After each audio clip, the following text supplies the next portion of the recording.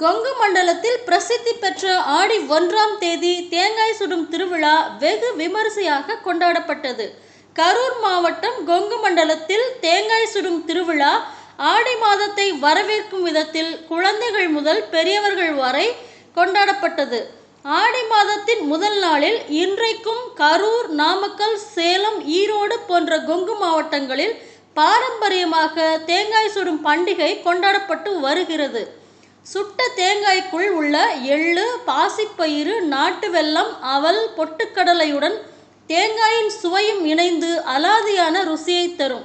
இந்த தேங்காய் உணவு வயிற்று புண்களை ஆற்றும். புரதக்கூறுகள் நிறைந்த இந்த உணவு உடலுக்கு வலிமை அளிக்கும்.